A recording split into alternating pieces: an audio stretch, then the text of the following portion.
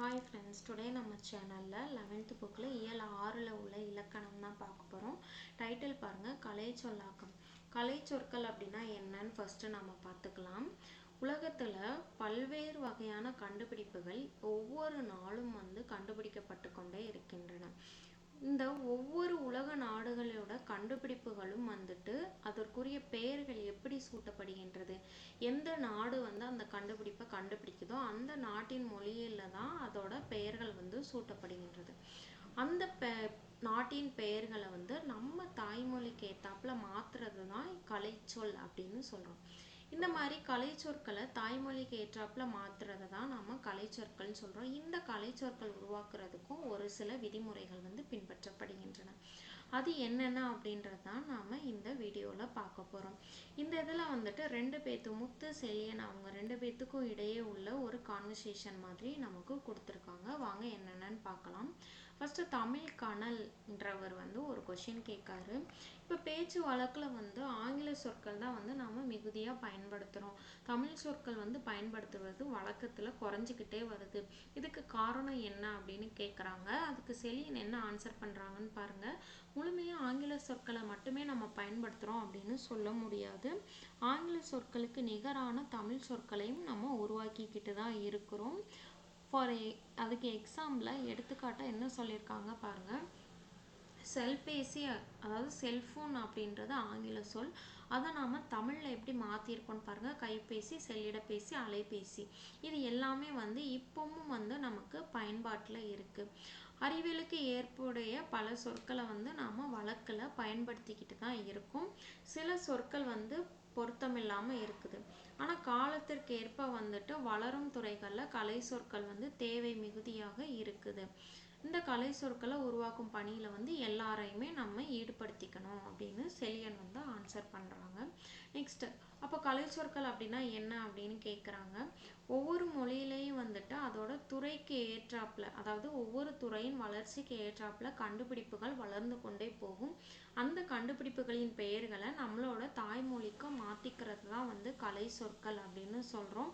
இந்த கலை சொற்கள் உருவாக்குறதுனால நம்ம மொழியை புதுப்பிக்க ஒரு வாய்ப்பா இருக்கும். அதோட நம்ம மொழி வளரவும் செய்யும். எடுத்துக்காட்டா நாம வெப்சைட்டு, பிளாக். வெப்சைட்டுக்கு தமிழ் சொல் இணையம் அப்படின்னு மாத்திருக்கோம். பிளாக் அப்படின்றத வலைப்பு அப்படின்னு மாத்திருக்கோம். இந்த கலை சொற்கள் மேக்சிமம் காரண பெயரா தான் இருக்கும். அப்போ அகராதியில கலை சொற்கள் இருக்க வாய்ப்பு இருக்கா அப்படின்னு கேக்குறாங்க. அகராதி அப்படின்றதுனா என்ன அப்படின்னு நம்ம பார்க்கலாம். அகராதி அப்படின்றது நமக்கு ஒரு சொல்லுக்கு பொருள் தெரியல அப்படின்னா அதை தெரிஞ்சுக்கிறதுக்கு பயன்படுறது தான் அகராதி. அகராதியோட நோக்கமும் அதுதான்.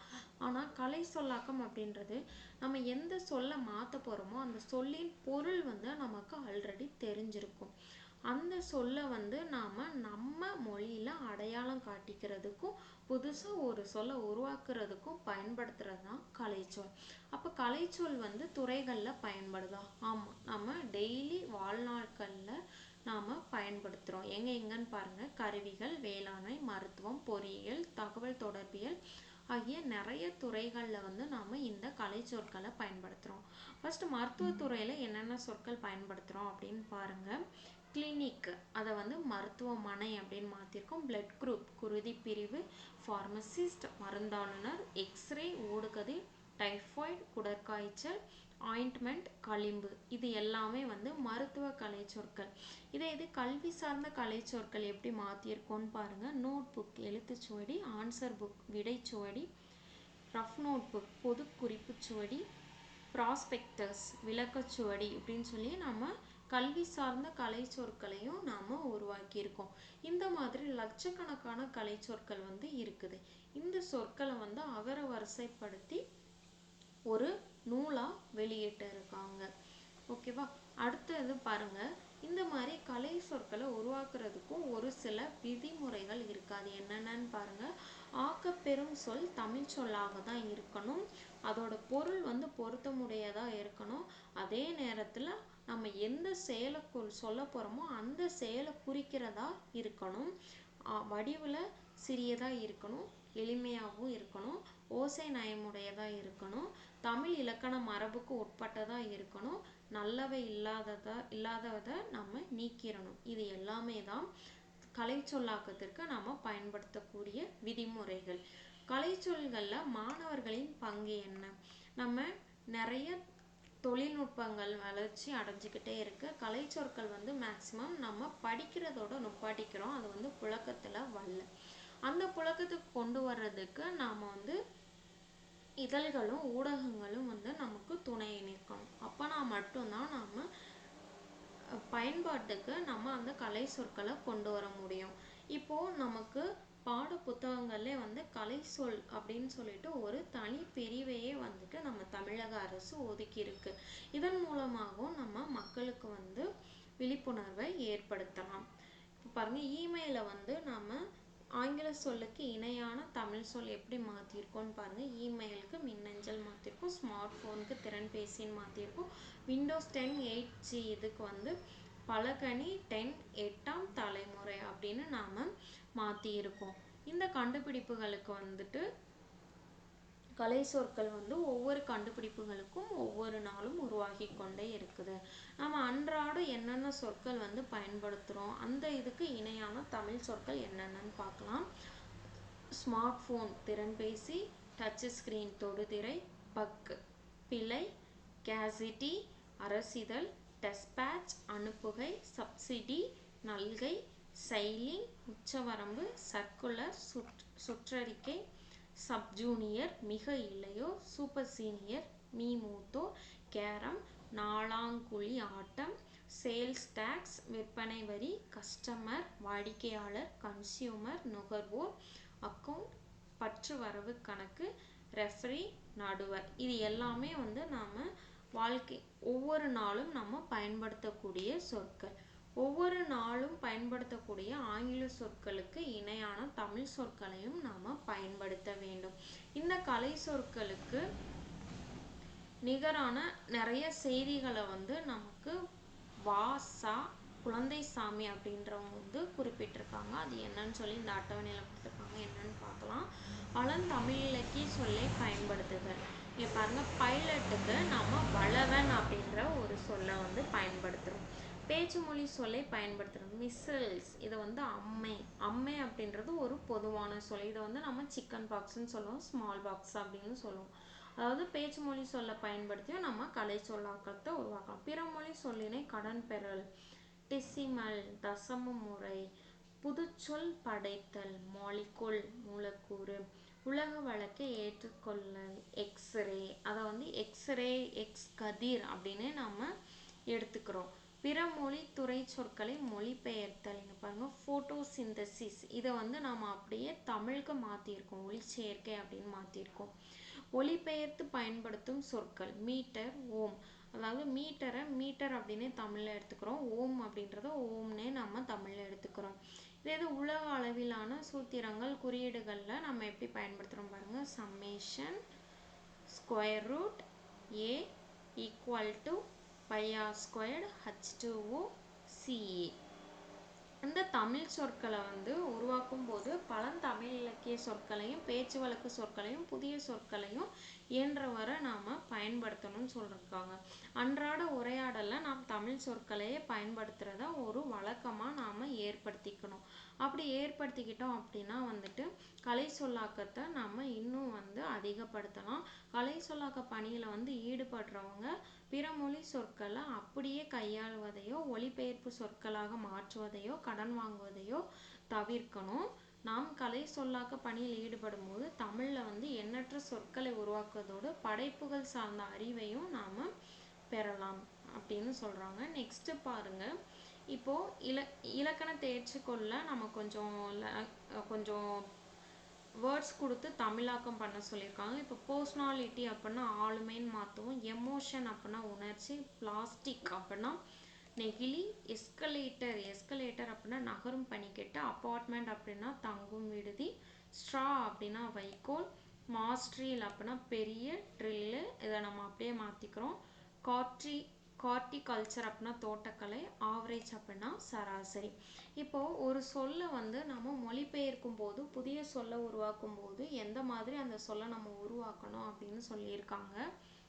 அதில் பாருங்க, ஒரு சொல்லை வந்து நம்ம மொழிபெயர்க்கும் போதோ அல்லது புதிய சொல்லை உருவாக்கும் போதோ அந்த சொல்லை அதை போன்ற வேறு சில சொற்களை வந்து உருவாக்க வேண்டும் அப்படின்னு சொல்லியிருக்காங்க. இங்கே எடுத்துக்காட்டு பார்க்கும்போது உங்களுக்கு புரியும். இப்போ லைப்ரரி அப்படின்ற சொல்லை நம்ம தமிழில் நூலகம், நூல் நிலையம் அப்படின்னு நாம் பயன்படுத்துகிறோம். இதே ஆங்கில சொல்லு எந்த மாதிரிலாம் நாம் மாற்றிருக்கோம்னு பாருங்கள். லைப்ரரியை நூலகம்னு சொல்கிறோம், அதே லைப்ரரியன் அப்படின்றத நூலகம்னு சொல்கிறோம். லைப்ரரி சயின்ஸ் அப்படின்றத நூலக இயல் அப்படின்னு நாம் சொல்கிறோம். இந்த மாதிரி நம்ம கண்டுபிடிக்கிற ஒரு சொல் வந்து பல சொற்களை வந்து உருவாக்க ஹெல்ப் பண்ணணும் அப்படின்னு சொல்லியிருக்காங்க. இப்போ வந்து நம்ம நிலையில பல கலை சொற்கள் வந்து உருவாக்கிக்கிட்டே தான் இருக்கும். கற்றறிந்தோர், கற்றறியாதோர், கைவினைஞர், பற்றுனர், மாணவர்கள், மகளிர், குழந்தைகள் அப்படின்னு எல்லாருமே வந்துட்டு கலை சொற்களை அவங்களாவே உருவாக்கிக்கிறாங்க. ஃபார் எக்ஸாம்பிள் பாருங்க, ஆன்டிபயாட்டிக்ஸ்.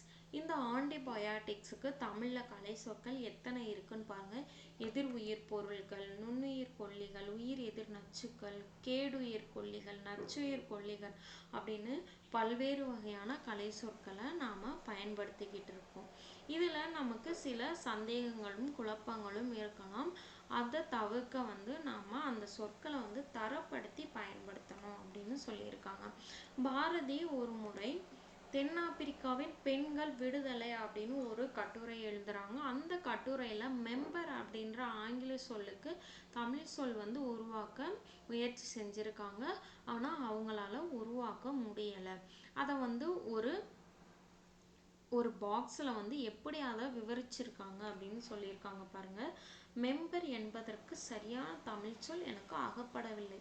இது ஆச்சரியத்திலும் ஆச்சரியம். அவயவி சரியான வார்த்தையில்லை. அங்கத்தான் கட்டி வராது. சபிகன் சரியான பதந்தான். ஆனால் பொது ஜனங்களுக்கு தெரியாது. யாரேனும் பண்டிதர்கள் நல்ல பதங்கள் கண்டுபிடித்து கொடுத்தால் புண்ணியம் உண்டு. அரை மணி நேரம் யோசித்து பார்த்தேன். உருப்பாளி ஏதெல்லாமோ நினைத்தேன். ஒன்றும் மனதிற்கு பொருந்தவில்லை. என்ன செய்வேன்? கடைசியாக மெம்பர் என்று எழுதிவிட்டேன். இன்னும் ஆறாமற யோசித்து சரியான பதங்கள் கண்டுபிடித்து மற்றொரு முறை சொல்லுகிறேன் அப்படின்னு சொல்லி தன்னோட குறிப்பில் வந்து பதிவிட்டு இருக்காங்க பாரதியார். நெக்ஸ்ட் பாருங்க, நிறுத்தல் குறிகள் வந்து எங்கெங்க வரணும், எப்படி நிறுத்தல் குறிகள் வந்து நம்ம வராம பண்ணா நமக்கு எந்த மாதிரி விளைவுகள் ஏற்படும் அப்படின்றதையும் நாம பார்க்க போறோம். ஒரு மொழியை வந்து நாம படிக்கிறோம் அப்படின்னா அவங்களுக்கு என்னென்ன தெரிஞ்சிருக்கணும்? படிக்க தெரியணும், எழுத தெரியணும், அந்த கேட்க தெரியணும், பேச தெரியணும். இந்த மாதிரி பல திறன்களை உள்ளடக்கியவங்களாக இருக்கும்போது தான் ஒரு மொழியை வந்து நம்ம தெளிவாக வந்து படிக்க முடியும். குறிப்பாக நம்ம படிக்கும்போது என்ன திறன் நாம் யூஸ் பண்ணுறோம்? படிக்கும்போது வரி வடிவத்தை பார்க்குறோம், அதை முறையாக நாம் வந்து உச்சரிக்கணும், அதோட பொருளை வந்து நாம் உணர்ந்துக்கணும். இந்த 3 செயல்களை உள்ளடக்கியது தான் படித்தல் முறை. எதில் நமக்கு குறைவு ஏற்பட்டாலும் படித்தல் அப்படின்றது முழுமை அடையாது. இதுக்கு பாருங்க ஒரு எக்ஸாம்பிள். எங்கெங்க நம்ம நிறுத்தம் ஏற்படுத்தணுமோ அங்கங்கே நிறுத்தம் ஏற்படுத்தணும். நிறுத்தம் இல்லாமல் நாம் படித்தோம் அப்படின்னா அதுக்குரிய பொருள் வந்து கேட்குறவங்களுக்கு போய் சேராது. இப்போது ஒரு பேருந்து நிறுத்தம் அப்படின்னு நினச்சிக்கோங்களேன். பேருந்தை மனசில் வச்சுக்கோங்க. இப்போ ஒரு பேருந்து எந்த இடத்துல நிற்கணுமோ அந்த இடத்துல நிற்கணும். எந்த சைடு, லெஃப்ட் சைடு போகணும், லெஃப்ட் சைடு தான் அது மூவ் ஆகணும். அதே மாதிரி பேருந்துக்குன்னு சொல்லி ஒரு சில விதிமுறைகள் இருக்குது. அதே மாதிரி சொற்களை படிக்கிறதுக்கும் வந்துட்டு ஒரு சில விதிமுறைகள் இருக்குது. எங்கே புல் ஸ்டாப் வைக்கிறோமோ அந்த இடத்துல நாம் நிறுத்தி பேசணும். எங்கே ஆச்சரியப்பட மாதிரி பேசணுமோ, ஃபார் எக்ஸாம்பிள் நான் என்ன சொல்லலாம் அப்படின்னா, ஒரு வண்ணத்துப்பூச்சியை பார்க்குறோம், அப்போது அந்த வண்ணத்துப்பூச்சி அழகில் வந்து நம்ம மயங்குறோம். இது வந்து வண்ணத்துப்பூச்சி அழகாக இருக்குது அப்படின்னு சொல்கிறத விட ஆஹா என்ன ஒரு அழகு, அழகான வண்ணத்துப்பூச்சி அப்படின்னு சொல்லும் போதுல வந்துட்டு கேட்பவர்களோட மனநிலை வந்து எப்படி இருக்கும்? அவங்க வந்து அந்த அழகை வந்து ரசிக்கிறாங்க, அதை நம்மக்கிட்டே வந்து சொல்கிறாங்க. அப்படி இந்த மாதிரி வந்துட்டு சொற்கள் வந்து அந்த நிறுத்தற்குறிக்கு ஏத்தாப்புல ஏற்ற இறக்கம் எல்லாமே இருந்து நாம பேசணும் அப்படின்னு சொல்லியிருக்காங்க. இதுக்கு ஒரு எக்ஸாம்பிள் கொடுத்துருக்காங்க பாருங்க. மறைமலை அடிகள் மரணத்தின் பின் மனநிலை என்னும் நூலை இயற்றினார். இதில் வந்து கமா கொட்டேஷன் இல்லை, எதுவுமே இல்லை. இப்போ இதோட பொருளை வந்து நம்ம எப்படி நினைப்போம், மறைமலை அடிகள் இறந்ததுக்கப்புறம் எப்படி வந்துட்டு ஒரு நூலை வந்து எழுத முடியும் அப்படின்னு நினைப்போம். இதே இது நிறுத்தற்குறி வச்சு நம்ம பார்ப்போம். மறைமலை அடிகள் மரணத்தின் பின் மனிதர் நிலை என்னும் நூலை இயற்றினார். இப்படி நம்ம படிக்கும்போது நமக்கு என்ன தெரியுது, மறைமலை அடிகள் என்ன நூலை எழுதியிருக்காரு, மரணத்தின் பின் மனிதர் நிலை எப்படி இருக்கும் அப்படின்னு சொல்லி ஒரு நூலை இயற்றி இருக்கிறார். இந்த மாதிரி நிறுத்தற்குறிகள் வர்ற இடத்துல நம்ம நிறுத்தற்குறிகள், காற்புள்ளி, அரைப்புள்ளி, ஒற்றை மேற்கோள், இரட்டை மேற்கோள் இதெல்லாம் வந்து பயன்படுத்துறது ரொம்ப முக்கியம் அப்படின்னு சொல்லியிருக்காங்க.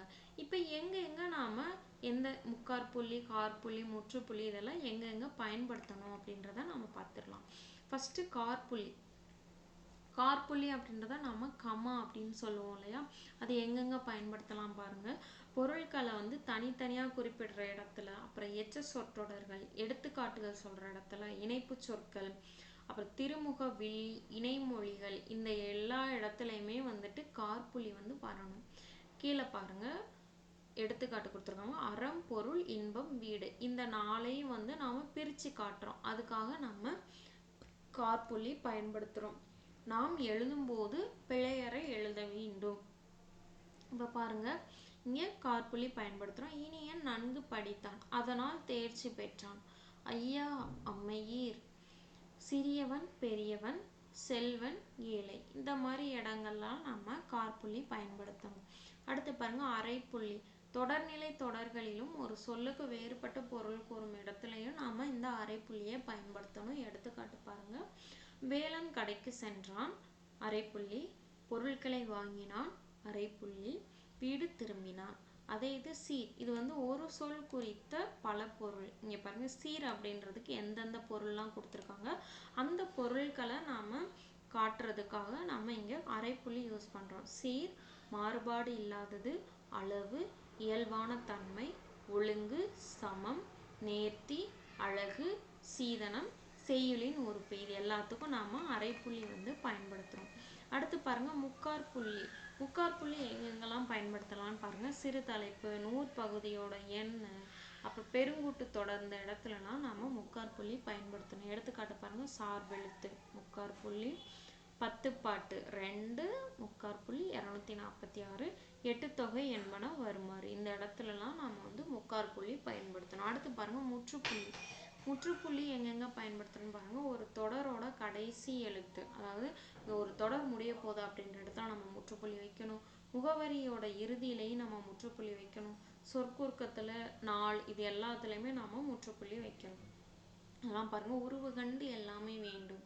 தலைமை ஆசிரியர், அரசு மேல்நிலைப்பள்ளி, காஞ்சிபுரம்.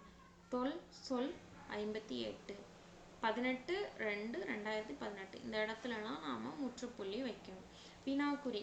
வினாக்குறி எங்கெங்கெல்லாம் நம்ம யூஸ் பண்ணுவோம், ஒரு வினாத்தொடர், ஒரு வினாவை வினவும் பொழுது நாம முற்றுப்புள்ளி வைப்போம். அதாவது முற்றுத்தொடராகவும் நேர்த்தொடராகவும் இருக்கும் போதுலாம் அதோட கடைசியில நாம வினாக்குறி வந்து வைப்போம்.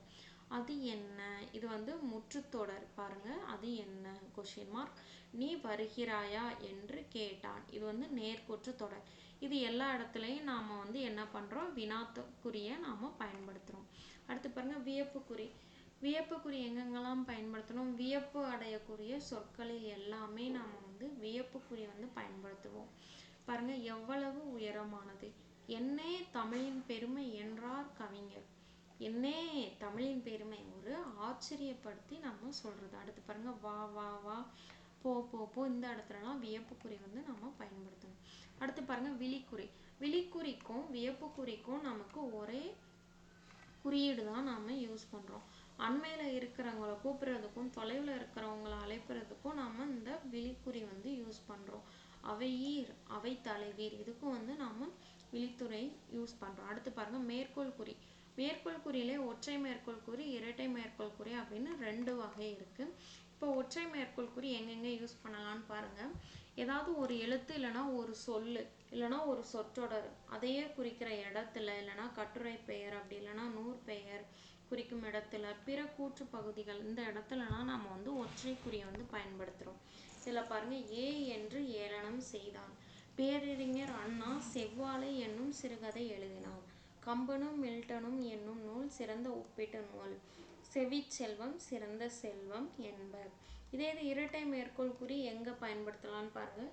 நேர்கூற்றலையும் மேற்கோள்களையும் இரட்டை குறி பயன்படுத்தலாம். நான் படிக்கிறேன் என்றால், ஒழுக்கமுடைமை குடிமை என்றால். நிறுத்தற்குறி எல்லாமே நம்ம ஒரு அடையாளமாக எடுத்துக்க கூடாது.